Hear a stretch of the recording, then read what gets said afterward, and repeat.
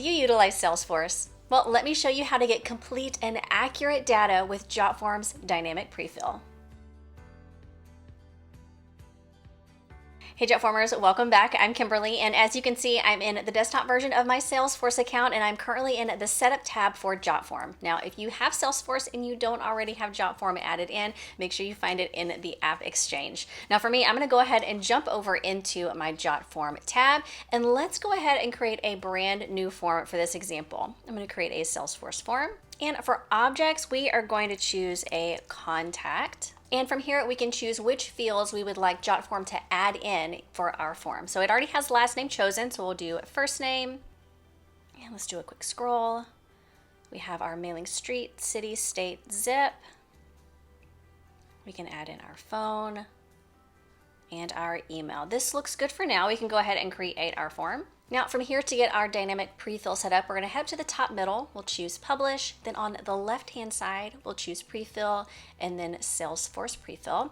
Now for the lookup object, we are going to utilize our contact because that is one of the most popular. And we can see that we now have some if lookup filters. So we want to look for, we'll do the email on this one.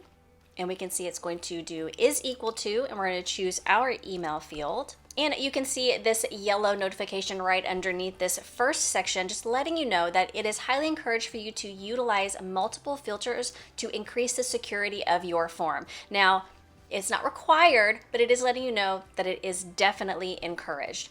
Now under this, we can see it says if multiple records match. So if you have multiple people with the same email, you want to prefill with the most recent record, or do you want to skip the prefill? You get to choose here.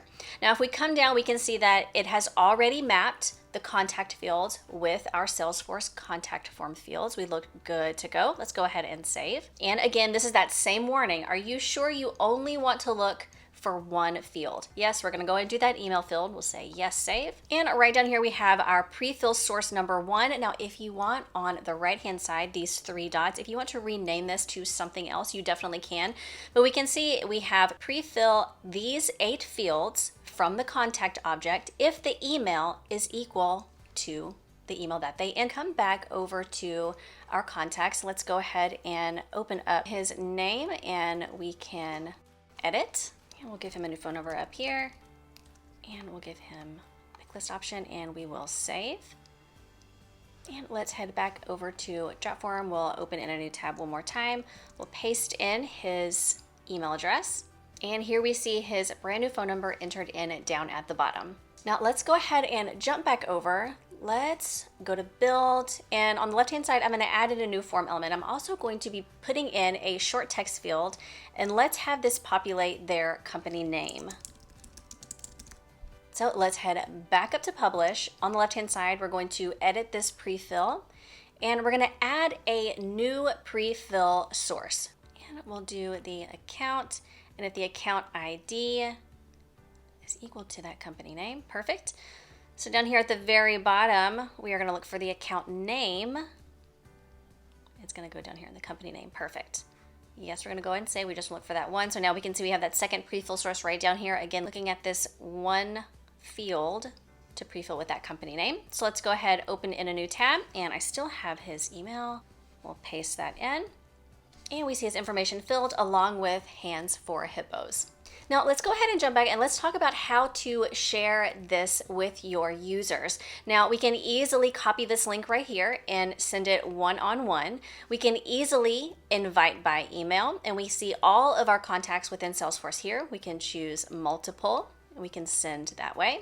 And we can also do personalized links. So if we click here, we can choose create new links, and we can see it's going to create unique form leads for our customers pre-populated by their data. So I'm going to go ahead and choose that prefill source 1. And we have everyone who fits that criteria. We can again choose who we would like to send to. We can create. And now each of them have their own unique prefill link to be sent. Now from here, we can easily check these boxes. We can download all, we can send that invitation, or we can delete all. And it really is as simple as that. If you have any questions about how to utilize dynamic prefill within Salesforce with Jotform, let us know down below in the comments. If you like this video and you got some value, hit that like button, and don't forget to subscribe and turn on the bell so you get notification every time we put out a new video. I'll see you next time.